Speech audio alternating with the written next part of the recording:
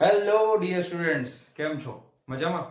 મારું નામ છે ફાલ્ગુન આદ્રોજા, હું રાજકોટથી છું અને તમે જોઈ રહ્યા છો ફિઝિક્સ વિથ ફાલ્ગુન સર. અને વહાલા બાળકો, આજે આપણે જોવાના છે ખૂબ જ અગત્યની થિયરી ધોરણ 12 ચેપ્ટર નંબર 2 ફિઝિક્સની.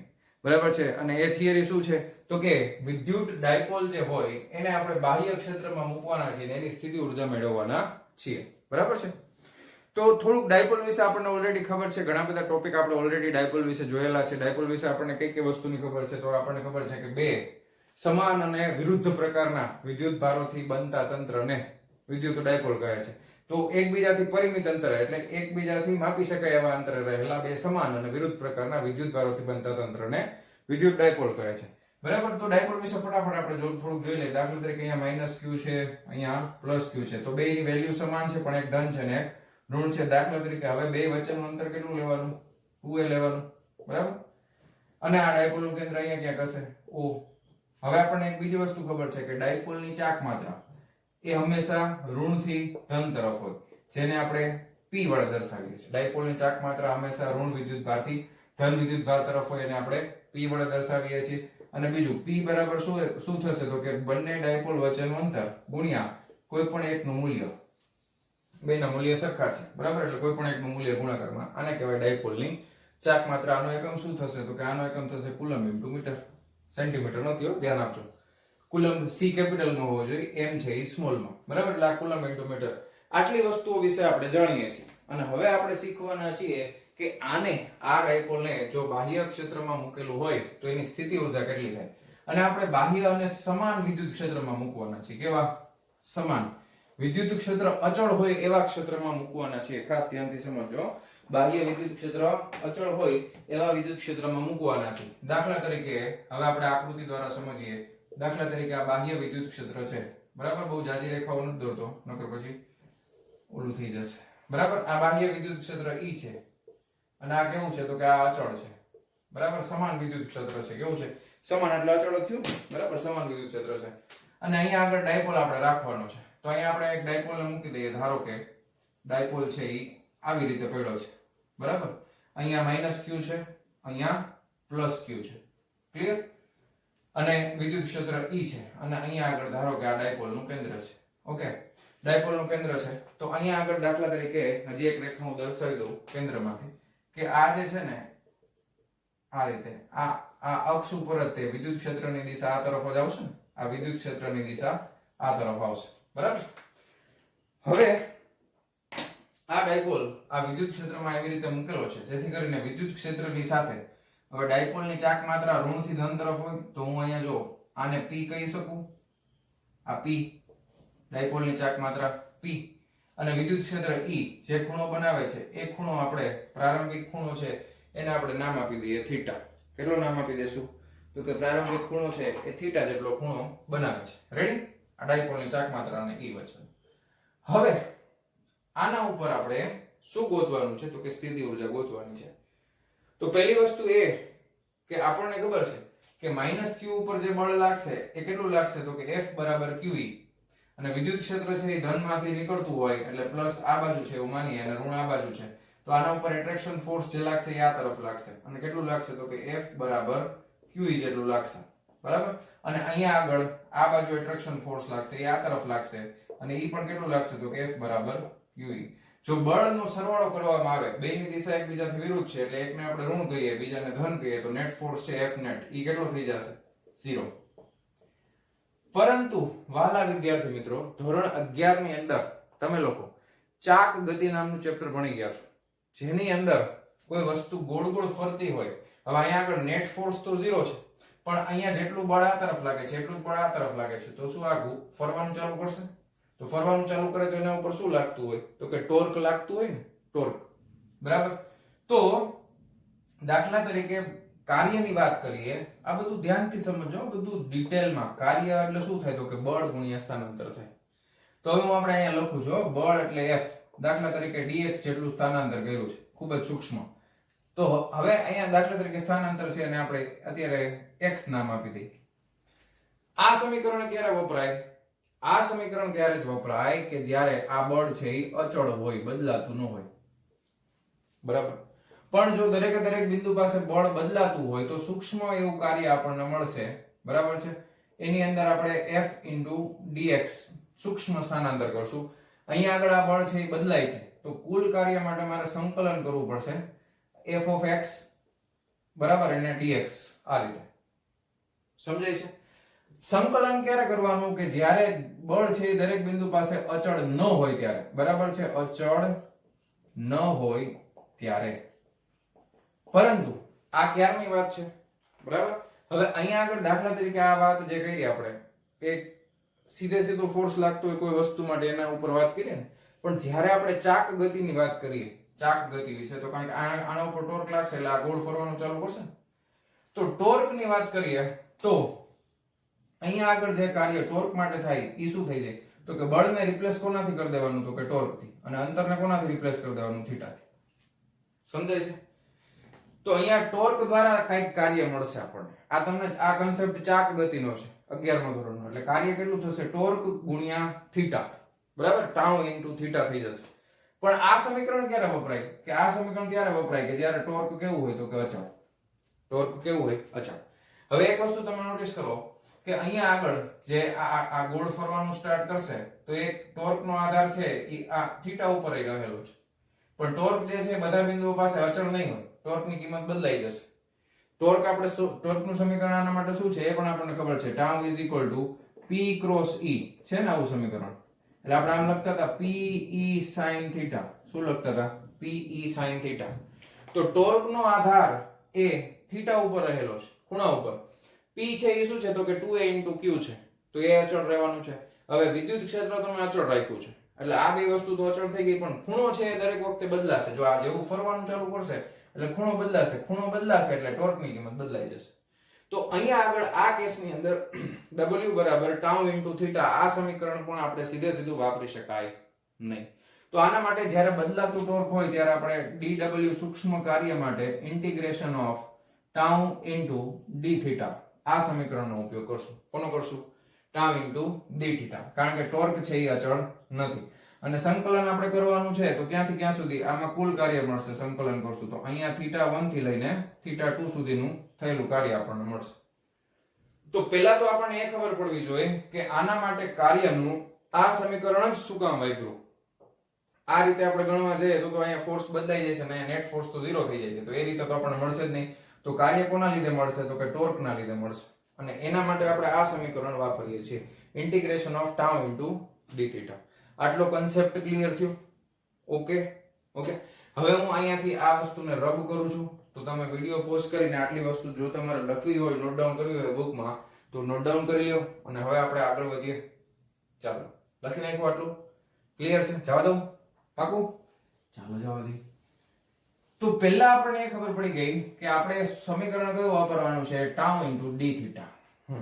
હવે એક બીજી અગત્યની વસ્તુ, વિદ્યુત ક્ષેત્ર દ્વારા લાગતું ટોર્ક કઈ દિશામાં છે?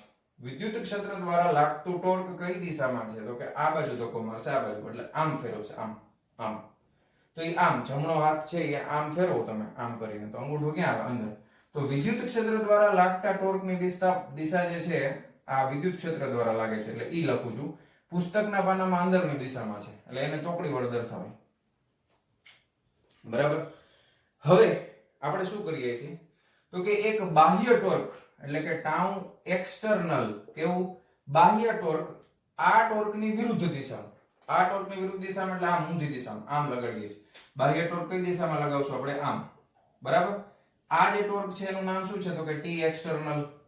અને એના લીધે આનું સૂક્ષ્મ એવું સ્થાનાંતર આપણે કરી દેશું ડાયપોલનું, અને એ ડાયપોલ જે છે એ આ રીતે આવી જશે. બરાબર.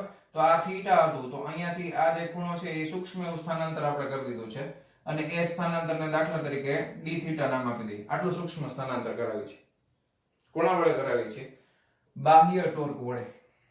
તો હવે તમે જુઓ કે થીટાનું સ્થાનાંતર કઈ રીતે થાય છે, તો કે આપણે થીટા જે છે આ દિશામાં જાય છે, આ દિશામાં ફરે છે થીટા. બરાબર. તો થીટા જે છે એ આ દિશામાં જ વધ્યો, બરાબર, આ દિશામાં વધે છે. અને બાહ્ય ટોર્ક છે એ પણ એક દિશામાં લાગે છે. જો અંગૂઠો બહાર આવશે, હવે અંગૂઠો ક્યાં આવશે? બહાર. ટોર્ક આમ લાગે છે ને, એટલે મારે જમણા હાથની આંગળીઓને આ દિશામાં વળવાની, તો અંગૂઠો ક્યાં આવે? બહાર. થીટા જે છે એ પણ આમ આપણે વધાર્યો ને આ બાજુ, એટલે એ પણ ક્યાં આવશે? બહાર. તો બેયની દિશા એક જ તરફ છે. સમજાય છે? એટલા માટે આપણે બાહ્ય ટોર્ક વડે થયેલું કાર્ય W બરાબર ઇન્ટિગ્રેશન ઓફ ક્યાંથી ક્યાં સુધી કરીએ છીએ તો કે પ્રારંભિક જે છે એને આપણે થીટા નોટ આપી દઈએ અને અંતિમ છે એને થીટા આપી દઈએ કે આ થીટા જે છે ને આને પ્રારંભિક ખૂણો કહી દઈએ તો આને થીટા 0 કહી દઈએ અંતિમ એટલે અહીંયાથી આ ટોટલ આ થીટા 0 નહીં અંતિમ એટલે આ આખે આખો ખૂણો આ કેટલો છે તો કે એને આપણે થીટા નામ આપી દઈએ તો અહીંયાથી અહીંયા સુધી બાહ્ય ટોર્ક વડે એટલે ટાઉ એક્સટર્નલ ઇન્ટુ ડોટમાં શું આવશે d થીટા. હવે તમે આ એમ લખી શકો કારણ કે બે એક જ દિશામાં હોય તો cos 0 આવે શું આવે cos 0 અને cos 0 એટલે શું થાય 1 થાય કારણ કે બાહ્ય બળ વડે લાગતું ટોર્ક એ આ જ દિશામાં છે અને થીટા છે એ પણ આ જ દિશામાં ફરે છે તો બે એક જ દિશામાં છે કોઈ વસ્તુ ગોળ ફરતી હોય તો એના માટે એ રીતે દિશા નક્કી કરવાની તો cos 0 આવે cos 0 એટલે 1 થાય એટલે આને તમે સીધે સીધું આ રીતે લખી શકો છો કન્સેપ્ટ સમજાણો કન્સેપ્ટ જ સમજવાનો છે ખાસ એમાં કાંઈ ડાઉટ રહેવું જોઈએ નહીં તો આ આપણું ટોર્ક નથી બાહ્ય બળ વડે લાગતું ટોર્ક છે બરાબર છે બાહ્ય બળ વડે લાગતું ટોર્ક છે અને આ થીટા 0 થી થીટા અને આ થઈ ગયું છે d થીટા રાઈટ ક્લિયર છે હવે તમે ટોર્ક બાહ્ય બળ વડે પણ જો લગાવતા હોય તો પણ ટોર્ક નું સમીકરણ તો એ જ આવશે બરાબર છે ટોર્ક એક્સટર્નલ આપણે લખશું તો એ જ આવશે p ક્રોસ e બરાબર છે ટોર્ક નું સમીકરણ તો આ જ આવશે ટોર્ક બરાબર p ક્રોસ e થઈ જશે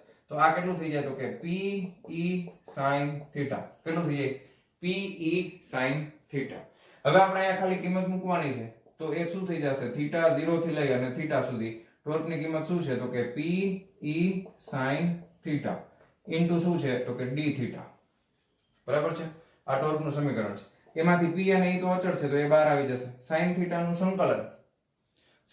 સંકલન શું થાય તો કે એ થશે માઈનસ cos થીટા લિમિટ કેટલી છે તો કે થીટા 0 થી લઈ અને થીટા સુધીની બરાબર હવે આને આપણે લખીએ જો pe પહેલા આપણે cos થીટા મૂકીએ તો આ cos થીટા હવે અહીંયા માઈનસ કરશું અને કૌંસમાં શું આવશે તો કે માઈનસ cos થીટા 0 થઈ જશે હવે રેડી તો હવે આને હું અહીંયા નેક્સ્ટ સ્ટેપ અહીંયા લખું છું તો એ નેક્સ્ટ સ્ટેપમાં શું આવશે તો કે pe હવે આ માઈનસ માઈનસ પ્લસ એટલે આ થઈ ગયું cos થીટા 0 આ માઈનસ ના માઈનસ આ થઈ જશે cos થીટા રેડી લિમિટ મુકાઈ ગઈ પૂરું તો અહીંયા સુધી આપણે સમીકરણ લેવા pe cos theta 0 minus cos theta અહીંયા સુધી પહોંચવાનું છે ખાસ તો પણ અહીંયા સુધી કેવી રીતે પહોંચ્યા આ બધી વસ્તુ ગોખવાની નથી ગોખશો તો છેલ્લે તમને ભૂલાઈ જશે ગોખવાની નથી ખાસ છે મેં તમને કન્સેપ્ટ કીધો એ પ્રમાણે આપણે આગળ વધવાનું છે તો આટલું ક્લિયર થઈ ગયું છે કોઈ પ્રોબ્લેમ નથી હવે તમે આટલું હું રબ કરું છું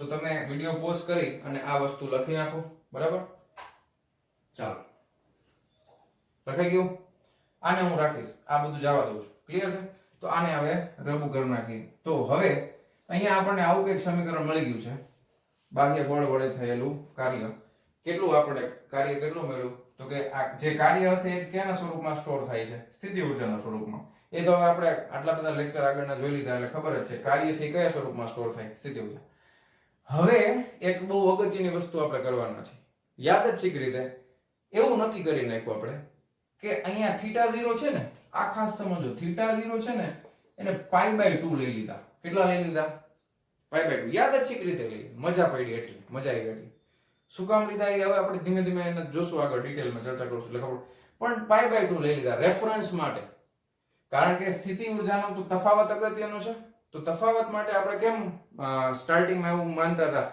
કે અનંત અંતરે વિદ્યુત સ્થિતિ ઊર્જા છે એ 0 હોય પછી આપેલા બિંદુ પાસે લઈએ એટલે સહેલું પડતું હતું તો એવી રીતે અહીંયા આગળની સ્થિતિ ઊર્જા છે એ θ0 અને θ વચ્ચેની છે તો આપણે એવું માની લઈએ θ0 છે એ ઓલરેડી કેટલું છે તો π/2 છે જો θ0 π/2 હોય તો આનો જવાબ જે મને મળશે આ કુલ કાર્ય એટલે સ્થિતિ ઊર્જા છે એટલે u ના સ્વરૂપમાં જ લખું છું તો આ 0 થઈ ગયું cos π/2 એટલે કેટલા થાય 0 અને આ માઈનસ cos θ આગળ આવી જશે એટલે શું થઈ જશે માઈનસ pe cos θ આ સમીકરણ તમારે યાદ રાખવાનું છે આ સમીકરણ આપણે યાદ રાખવાનું છે ડાયપોલની સ્થિતિ ઊર્જાનું સમીકરણ શું થશે u બરાબર -pe cos θ કેટલું થશે u બરાબર -pe cos θ ક્લિયર છે હવે તમને એવો પ્રશ્ન થાય કે સર આ યાદચ્છિક રીતે π/2 લઈ લીધું તો આપણને શું ફાયદો થાય બરાબર આપણને શું ફાયદો થાય ધારો કે હવે આપણે કોઈ પણ ખૂણા પાસે સ્થિતિ ઊર્જા માપવી છે કોઈ પણ ખૂણા પાસે આપણે શું માપવું છે? સ્થિતિ ઊર્જા માપી છે. તો આ સમીકરણ આપણે વાપરશું -P cos θ. હવે આપણે છે ને ત્રણ અલગ અલગ કેસ લેશું. હા, પહેલા કેસમાં આપણે એવું માની લઈએ કે થીટા છે ને, ધારો કે આ 0 ડિગ્રી છે. થીટા કેટલો છે? 0 ડિગ્રી છે. હવે તમે સમજો કે આ થીટા અહીંયા 0 ડિગ્રી હોય, થીટા જે છે એ 0 ડિગ્રી હોય, તો ડાયપોલ મોમેન્ટ એટલે કે P છે એ આ દિશામાં હોય, બરાબર? ડાયપોલ મોમેન્ટ P આ દિશામાં હોય, P આ દિશામાં છે, એનો મતલબ એમ કે અહીંયા કેવો વિદ્યુત ભાર હોય? -q. અહીંયા કેવો હોય? +q. અને બાહ્ય વિદ્યુત ક્ષેત્ર પણ આ દિશામાં એને સમાંતર હોય, E. તો E અને P વચ્ચેનો ખૂણો હવે 0 થઈ ગયો, બરાબર? હવે અહીંયા સ્થિતિ ઊર્જાના સમીકરણમાં આપણે કિંમત મૂકીએ તો શું થઈ જશે? તો કે -Pe cos 0 એટલે કેટલા થાય? તો કે 1 થાય, બરાબર? તો અહીંયા જવાબ શું આવે? તો કે -Pe જવાબ આવે. હવે આ વસ્તુનો જવાબ cos θ ઉપર આધાર રાખે છે, તો ઓછામાં ઓછો જવાબ આટલો જ આવે. તો આ ડાયપોલની ન્યૂનતમ કેવી? તો કે ન્યૂનતમ સ્થિતિ ઊર્જા દર્શાવે છે. કેવી સ્થિતિ ઊર્જા દર્શાવે છે? ન્યૂનતમ. ઓછામાં ઓછી સ્થિતિ ઊર્જા કેટલી થાય? તો કે -P. કારણ કે cos 0 એટલે 1 થઈ જશે. તો -P ન્યૂનતમ સ્થિતિ ઊર્જા અહીંયા છે. જો તમે એક વસ્તુ નોટી, હવે ખાસ અગત્યની વસ્તુ હવે આપણે જોશું. દાખલા તરીકે ન્યૂનતમ સ્થિતિ ઊર્જાનો મતલબ શું? કે અહીંયા વિદ્યુત ક્ષેત્ર છે એટલે આપણે એવું સમજીએ અહીંયા પ્લસ હશે અને અહીંયા માઈનસ હશે. તો પ્લસ અને માઈનસ વચ્ચે આકર્ષણ થાય, અહીંયા પણ આકર્ષણ થાય. તો આને તમે છે ને થોડુંક એની જગ્યાએથી હલાવવાનો પ્રયત્ન કરશો ને આ રીતે, ધારો કે, તો એ વળી પાછું એની જગ્યાએ ઓટોમેટિક આવી જશે. કારણ કે આ માઈનસ તો પ્લસ પ્રતિ એટ્રેક્ટ થવાનો જ છે. સમજાય તમને? તો આ જે છે ને ઈ આ ડાયપોલની સંતુલિત સ્થિતિ કહેવાય. આને કેવી સ્થિતિ કહેવાય? તો કે સંતુલિત સ્થિતિમાં છે. ડાયપોલ કેવી સ્થિતિમાં છે? સંતુલિત સ્થિતિમાં છે. અને સંતુલિત જ્યારે હોય ત્યારે હંમેશા ન્યૂનતમ સ્થિતિ ઊર્જા હોય, બરાબર છે? આપણા બોડીની સ્થિતિ ઊર્જા પણ એક સિમ્પલ વસ્તુ, આપણે જ્યારે સૂતા હોય ને ત્યારે આપણને બહુ મજા આવે, આરામ મળે. શું કામ? જમીનની સપાટી ઉપર એકદમ સીધા સુઈ જાવ ને તો તમારી જે બોડીનું જે પોઈન્ટ હોય તો એ કન્ડિશનમાં તમારી સ્થિતિ ઊર્જા ન્યૂનતમ થઈ જાય. આપણે સુવાની આમ મજા આવ્યા રાખે. એનું કારણ એ છે કે આપણે જ્યારે સૂઈએ ને ત્યારે આપણી સ્થિતિ ઊર્જા ન્યૂનતમ હોય, બરાબર? તો અહીંયા આગળ આ પહેલી કન્ડિશન છે કે જેની અંદર થીટા 0 હોય તો ડાયપોલ છે એ સંતુલિત સ્થિતિમાં હશે અને સ્થિતિ ઊર્જા છે એ કેવી મળશે? ન્યૂનતમ મળશે, બરાબર? તો આ પહેલો કેસ હતો, તો આ તમે નોટ ડાઉન કરી લ્યો. ચાલો આટલી વસ્તુ નોટ ડાઉન કરો. હવે બીજા કેસ ઉપર જઈએ છીએ, બરાબર? ચાલો તો બીજા કેસ ઉપર જઈએ છીએ. તો આકૃતિને હું ખાલી આટલું ભૂસું છું. આપણે પહેલા કેસની અગત્યની વસ્તુ અહીંયા લખી નાખશું કે સ્થિતિ ઊર્જા અહીંયા આગળ ન્યૂનતમ મળે છે. એટલે પહેલા કેસમાં થીટા 0 હોય તો u બરાબર કેટલા થાય? તો -P થાય. અને કેવી સ્થિતિ છે? તો કે સંતુલિત સ્થિતિ છે. રેડી? હવે બીજા કેસમાં જઈએ. તો બીજા કેસમાં થીટા કેટલા લઈ લેશું? 90. કેટલી થઈ જાય? 0. એ તો આપણે યાદ છે કે રીતે નક્કી કર્યું હતું ને કે થીટા બરાબર 90 ડિગ્રી. હવે જો અહીંયા 90 કરો એટલે 0 થઈ જશે. તો સ્થિતિ ઊર્જા થઈ જશે 0. એનામાં કોઈ સ્થિતિ ઊર્જા જેવી વસ્તુ રહેશે નહીં. થીટા બરાબર 90 નો મતલબ શું થઈ ગયો? તો કે પ્લસ q અહીંયા આવી ગયું, માઈનસ q અહીંયા આવી ગયું. આ 90 ડિગ્રી થઈ ગયું, બરાબર? હવે આ કન્ડિશન છે, બરાબર? પ્લસ q અહીંયા છે, માઈનસ q અહીંયા છે. તો પ્લસ પ્લસ વચ્ચે અપાકર્ષણ થાય છે અને અહીંયા આગળ પ્લસ અને માઈનસ વચ્ચે આકર્ષણ. તો જેટલું અપાકર્ષણ બળ છે એટલું જ આકર્ષણ બળ પણ છે, બરાબર? તો અહીંયા આગળ એની સ્થિતિ ઊર્જા કેવી માનવામાં આવે છે? 0 માનવામાં આવે છે, બરાબર? એમાં સંતુલિત કે અસંતુલિતનો કોઈ કન્સેપ્ટ આવશે નહીં. પણ ત્રીજો કેસ બહુ અગત્યનો છે. દાખલા તરીકે થીટા બરાબર જો 180 ડિગ્રી હોય, કેટલા હોય? 180 ડિગ્રી. એનો મતલબ એમ થઈ ગયો કે P આ તરફ છે. ડાયપોલની ચાક માત્રા P કઈ તરફ છે? તો કે આ તરફ છે. તો P આ તરફ હોય તો એ માઈનસ માંથી પ્લસ એટલે -q આ તરફ હોય અને +q જે છે એ આ તરફ હોય, બરાબર? અને વિદ્યુત ક્ષેત્ર આ દિશામાં હોય. તો વિદ્યુત ક્ષેત્ર અને P ની દિશા બે એકબીજાથી વિરુદ્ધ છે તો ખૂણો 180 ડિગ્રી નો થાય, બરાબર? હવે વિદ્યુત ક્ષેત્ર માટે આપણને ખબર છે પ્લસ માંથી નીકળતી હોય ઋણ તરફ જતી હોય. તો અહીંયા પ્લસ પ્લસ વચ્ચે અપાકર્ષણ, અહીંયા માઈનસ. હવે આ સ્થિતિમાંથી હવે આના પહેલા તો સ્થિતિ ઊર્જા ગોતી લઈએ. તો u બરાબર શું થાય? તો કે -Pe cos 180 ડિગ્રી. cos 180 એટલે કેટલા થઈ જાય? -1. તો -1 - પ્લસ એટલે આ થઈ ગયું Pe. તો આ ડાયપોલની મહત્તમ સ્થિતિ ઊર્જા છે. કેવી? મહત્તમ સ્થિતિ ઊર્જા. આ ડાયપોલની મહત્તમ સ્થિતિ ઊર્જા થઈ ગઈ. પણ શું આ ડાયપોલ સંતુલિત સ્થિતિમાં છે? જો પ્રયત્ન કરી જોઈએ. આને સેજ આમ હલાવો અને આને સેજ આમ હલાવો તો આ પ્લસ છે, આ બે વચ્ચે તો અપાકર્ષણ થાય છે. તો આ આને ધક્કો મારશે ને પ્લસ આ આને ખેંચશે પોતાની બાજુ. એટલે ડાયપોલ આવી સ્થિતિમાં રહી ને ફાટ દઈને આમ ફરી જશે. તો આ અહીંયા આગળ ડાયપોલ અસંતુલિત સ્થિતિમાં છે, અસંતુલિત સ્થિતિમાં ડાયપોલ છે. અને અહીંયા આગળ સ્થિતિ ઊર્જા એની મહત્તમ થશે કેટલી, તો કે Pe જેટલી થશે. અને અહીંયા આગળ સ્થિતિ ઊર્જા આ કેવી છે, તો કે આ ન્યૂનતમ છે, બરાબર, અને આ મહત્તમ છે. ક્લિયર? તો આ આપણે ત્રણ મુદ્દા ખાસ યાદ રાખવાના છે ડાયપોલની સ્થિતિ ઊર્જા માટે, બરાબર. અને ડાયપોલ ક્યાં છે, તો કે બાહ્ય ક્ષેત્રની અંદર ડાયપોલને રાખેલું છે. ઓકે, તો હવે આટલી વસ્તુ તમે નોટ ડાઉન કરો અને હવે જે ટેક્સ્ટ બુક પ્રમાણે આપેલું છે એ પણ હું તમને થોડુંક સમજાવી દઉં છું. ઓકે, વિડીયો પોઝ કરીને લખી લેજો. થઈ ગયું પોઝ? ચાલો હવે આગળ વધીએ. તો ટેક્સ્ટ બુક પ્રમાણે હવે આપણે આગળ વધશું. તો ટેક્સ્ટ બુક પ્રમાણે આપણને અત્યાર સુધી શું ખબર છે કે થીટા બિંદુ પાસેની સ્થિતિ ઊર્જા u થીટા છે એ કેટલી થશે, તો કે એ થઈ જશે -Pe cos થીટા, બરાબર છે. હવે તમે આ પરિસ્થિતિને બીજી રીતે પણ સોલ્વ કરી શકો.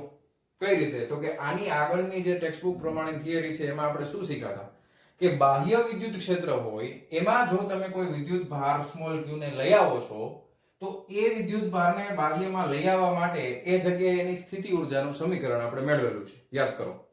એમાં આપણે પેલા બાહ્ય વિદ્યુત ક્ષેત્રમાં q1 ને લઈ આવ્યા હતા, પછી q2 ને લઈ આવ્યા હતા, પછી આખા તંત્રની સ્થિતિ ઊર્જાનું સમીકરણ આપણને શું મળ્યું હતું એ તમે યાદ કરો ફટાફટ. એ શું હતું? આપણને સમીકરણ મળ્યું હતું કે q1 ને લઈ આવ્યા હતા, એનો સ્થાન સદિશ r1 હતો, એટલે ત્યાં આગળનું વિદ્યુત સ્થિતિમાન vr1, બરાબર. તો q1 ને લઈ આવવા માટેનું કાર્ય પ્લસ q2 ને લઈ આવવા માટે vr2 પ્લસ ફાઇનલી આ બે ના લીધે પણ જે સ્થિતિ ઊર્જા થાય એ કેટલી થાય, તો કે k q1 q2 બાય બે વચ્ચેની અંતર, તો કે r12. આવું આપણે ઓલરેડી આગળની થિયરીમાં શીખી લીધેલું છે. તો આ પ્રમાણે પણ શું ડાયપોલમાં સ્થિતિ ઊર્જા મળી શકે, તો એ આપણને ટેક્સ્ટ બુકમાં સમજાવેલું છે. ક્લિયર? આટલું કન્સેપ્ટ ક્લિયર થયું? હવે તમે એવું માનો કે દાખલા તરીકે આ બાહ્ય વિદ્યુત ક્ષેત્રમાં q વિદ્યુત ભાર છે એને આપણે q1 તરીકે ઓળખીએ, q છે એને q2 તરીકે ઓળખીએ. q1 માટેનો જે સ્થાન સદિશ છે, q1 જે બાહ્ય વિદ્યુત ક્ષેત્રમાં જ્યાં વિદ્યુત ક્ષેત્ર જ્યાંથી ઉત્પન્ન થતું હશે ત્યાંથી લઈને q નો સ્થાન સદિશ છે એ ધારો કે r1 છે, q2 નો સ્થાન સદિશ છે એ ધારો કે r2 છે. આમાં ભૂલ ન કરતા. હવે આપણને બાહ્ય વિદ્યુત ક્ષેત્ર ક્યાંથી ઉત્પન્ન થાય છે એ નથી ખબર, પણ જ્યાંથી થતું હશે ત્યાંથી લઈને q નું અંતર કેટલું હશે, r1. જ્યાંથી ઉત્પન્ન થતું હશે ત્યાંથી લઈને q2 નું અંતર કેટલું હશે, તો r2. હવે કન્સેપ્ટ ક્લિયર થયો? ઓકે, હવે આપણે આ સમીકરણમાં આ પ્રમાણે આપણે કિંમત મૂકતા જઈએ તો આપણને શું મળે? દાખલા તરીકે માનો કે સ્થિતિ ઊર્જા મળે છે અને u ડેશ નામ આપી દઈએ, પણ એ થીટા ખૂણે છે એટલે u ડેશ થીટા નામ આપી દઈએ. તો q1 બરાબર તો શું છે મારી પાસે? +q છે, બરાબર. અને આ છે vr1 ધારો કે, બરાબર. પ્લસ q2 ના લીધે છે ઈ શું છે, તો કે -q છે, એટલે પ્લસ માઈનસ શું થઈ જશે? માઈનસ થઈ જશે q, અને આ થઈ જશે vr2, બરાબર. આ જો q1 બરાબર +q, q2 બરાબર માઈનસ, પ્લસ માઈનસ શું થઈ ગયું? માઈનસ. k એટલે શું થાય, તો કે 1/4πε0. આ q² r12 એટલે બે વિદ્યુત ભારો વચ્ચેનું અંતર કેટલું થાય, તો કે a + 2a છે ને, ડાયપોલ છે એટલે આ 2a જ હોય, ફિક્સ જ હોય. રેડી? આટલો કન્સેપ્ટ ક્લિયર થયો? હાલો હવે અહીંયાથી જો q કોમન કાઢવામાં આવે તો અંદર શું આવશે, તો કે vr1 - vr2, બરાબર. આ -1/4πε0 એમનો q² ના છેદમાં 2a એમનો, બરાબર. હવે આપણે આ ગોતવાનું છે vr1 - vr2. આ શું બતાવે છે, તો કે બે બિંદુઓ વચ્ચે વિદ્યુત સ્થિતિમાનનો તફાવત. બે બિંદુઓ વચ્ચે વિદ્યુત સ્થિતિમાનનો તફાવત એટલે આ અંતિમ વિદ્યુત સ્થિતિમાન હોય અને આ પ્રારંભિક હોય, બરાબર. ધ્યાનથી સમજજો. આ અંતિમ વિદ્યુત સ્થિતિમાન માઈનસ પ્રારંભિક વિદ્યુત સ્થિતિમાન. હવે અંતિમ વિદ્યુત સ્થિતિમાન કઈ જગ્યાએ છે, તો કે r1 પાસે છે, એટલે r1 અહીંયા છે, તો કે અને પ્રારંભિક અહીંયા છે. તો q બરાબર 1 કુલંબ, એકમ ધન વિદ્યુત સ્થિતિમાનની તફાવતની વ્યાખ્યા શું છે, તો કે 1 કુલંબ વિદ્યુત ભારને એક જગ્યાએથી બીજી જગ્યાએ અહીંયાથી અહીંયા લઈ આવવા માટે કરવું પડતું જે કાર્ય છે એને જ આપણે વિદ્યુત સ્થિતિમાનના તફાવત તરીકે વ્યાખ્યાયિત કરેલું છે. હવે તમને કન્સેપ્ટ સમજો. 1 કુલંબ વિદ્યુત ભારને ક્યાંથી ક્યાં લઈ આવી છે આપણે, તો કે અહીંયાથી -q થી +q સુધી લઈ જાય છે. તો અહીંયા માટે r2 થી આપણે ક્યાં લઈ ગયા, તો કે r1 સુધી લઈ ગયા. તો અંતિમ સ્થિતિમાન માઈનસ પ્રારંભિક સ્થિતિમાન, એને જ આપણે વિદ્યુત સ્થિતિમાનનો તફાવત કહીએ છીએ અને એને જ આપણે કાર્ય કહીએ છીએ. અને કાર્ય એટલે શું થાય, તો કે કાર્ય એટલે શું થશે, તો કે બળ ગુણ્યા સ્થાનાંતર. તો વિદ્યુત ક્ષેત્રમાં જે કંઈ પણ સમાન વિદ્યુત ક્ષેત્ર છે એટલે બળ જે લાગશે ઈ આ પ્લસ ક્યુ છે તો ઈ આ દિશામાં લાગશે ને, બરાબર. દાખલા તરીકે આ પ્લસ માંથી નીકળે માઇનસ માં જાય. આના ઉપર બળની દિશા આ છે, જોજો ખાસ, અને આના ઉપર બળની દિશા આમ છે. ક્લિયર છે? તો હવે આ બે વચ્ચેનું જે સ્થાનાંતર તમે કરો છો તો બળ ગુણ્યા સ્થાનાંતર તમે કરો તો આ તમે આ રીતે જોજો ધ્યાનથી. આને આપણે શું લખી શકાય? Vr1 Vr2 -E 2a cos θ. હવે આવું કેમ આવ્યું? આવું કેમ આવ્યું? તો કે પહેલા તો 2a cos θ શું કામ આવ્યું? એ તો કે બળ ગુણ્યા સ્થાનાંતરમાં સ્થાનાંતર તમારે બળની દિશામાં લેવું પડે. સ્થાનાંતર આમ ત્રાસુ બાંગુ ન હાલે. તો અહીંયા ખૂણો θ હોય તો અહીંયા આપણે ટ્રાયેંગલનો વિચાર કરીએ તો આ ખૂણો પણ કેટલો થાય? θ થાય. બરાબર. આ ખૂણો θ થાય તો આપણે cos θ નું સમીકરણ મૂકીએ તો cos θ એટલે આ પાસેની બાજુ, ધારો કે આ અંતર છે ને અહીંયાથી આટલું, એને x કહી દો. આપણે આ સ્થાનાંતર લેશું એટલે પાસેની બાજુ કર્ણ a એટલે a વત્તા a કેટલા થાય? 2a. તો આ કેટલું થઈ ગયું? x બરાબર 2a cos θ. એટલે બળની દિશાને સમાંતર સ્થાનાંતરનો ઘટક કેટલો થઈ ગયો? 2a cos θ. આટલું સમજાણું. હવે v બરાબર વિદ્યુત સ્થિતિમાનનો તફાવત તો શું છે? તો કે E * L છે. v બરાબર તો વિદ્યુત સ્થિતિમાનનો તફાવત છે ને, તો v બરાબર તો E * L છે. એટલે વિદ્યુત ક્ષેત્ર ગુણ્યા લંબાઈ છે. તો લંબાઈ કેટલી મળી ગઈ? 2a cos θ. બરાબર. અને અહીંયા આપણે લખીએ છીએ -e. કેટલું લખીએ છીએ? -e. માઈનસ કેમ આવ્યું વાલા બાળકો? તમે વિદ્યુત ભારને અહીંયાથી પકડીને આમ લઈ જાઓ છો. ક્યાંથી? બરાબર. એકમ ધન વિદ્યુત ભારને ઉપાડી અહીંયાથી અહીંયા લઈ જવા માટેનું કાર્ય તમે ગોતો છો. બરાબર. તો તમે જે કાર્ય કરો છો એ વિદ્યુત ક્ષેત્રની વિરુદ્ધમાં કાર્ય કરો છો. કાર્ય કેના વિરુદ્ધ કરીએ છીએ આપણે? વિદ્યુત ક્ષેત્રની વિરુદ્ધમાં. એટલા માટે અહીંયા -e આવશે. બરાબર.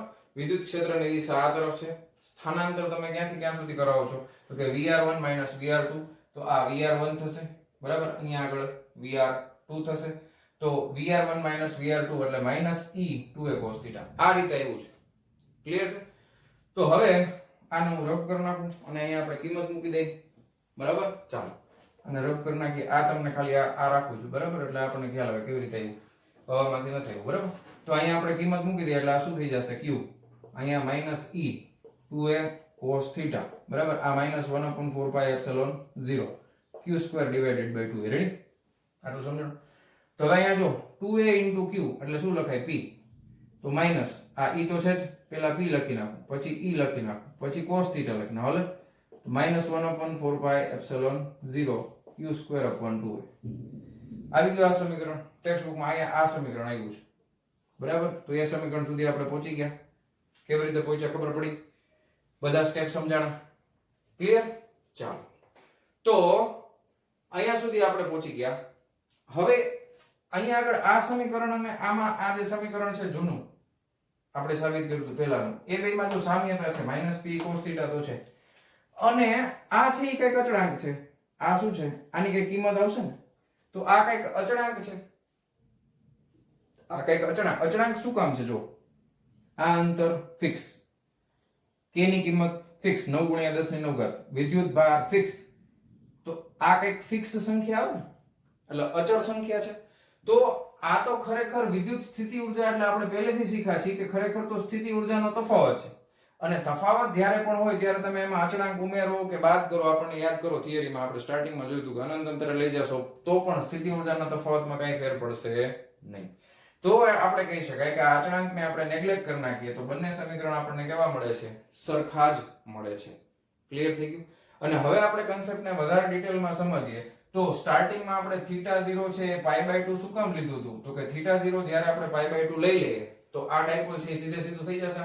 તો પ્લસ q અહીંયા આવી જશે, માઈનસ q અહીંયા આવી જશે. તો θ બરાબર π/2 થઈ ગયું. આ રીતે સીધું થઈ ગયું. બરાબર. તો θ બરાબર π/2 થઈ જશે. તો અહીંયા આગળ ફોર્સ જે લાગતો હશે, બળ F બરાબર QE, આ દિશામાં અહીંયા F બરાબર QE, સમાન મૂલ્યના વિરુદ્ધ દિશામાં બળ લાગે. બરાબર. એટલા માટે અહીંયા એનો જવાબ છે Vr1 Vr2. જ્યારે π/2 લેશું ત્યારે Vr1 Vr2 છે એ કેટલું થઈ જશે? 0 થઈ જશે. બરાબર. કારણ કે વિદ્યુત ક્ષેત્રને લંબ દિશામાં તમે વિદ્યુત ભારને ગમે ત્યાં લઈ જાઓ, વિદ્યુત ક્ષેત્ર અચળ હોય તો થયેલું કાર્ય હંમેશા 0 થાય. એટલે Vr1 Vr2 0 થશે. એટલે θ0 છે અને આપણે રેફરન્સ તરીકે શું લીધું છે? π/2. ક્લિયર? તો આજની થિયરી બાહ્ય ક્ષેત્રમાં ડાયપોલ ની સ્થિતિ ઊર્જા, આ થિયરી આપણે અહીંયા કમ્પ્લીટ કરેલી છે. તો આ બધી વસ્તુ તમે નોટ ડાઉન કરી લ્યો, બરાબર. અને મળીએ છીએ આના પછીના નેક્સ્ટ વિડિયો લેક્ચરમાં. હું અહીંયાથી ખસી જાઉં છું એટલે તમે વિડિયો પોઝ કરીને લખી શકો. ક્લિયર? ઓકે, લખાઈ ગયું. ચાલો મળીએ છીએ નેક્સ્ટ વિડિયો લેક્ચરમાં. ત્યાં સુધી આવજો.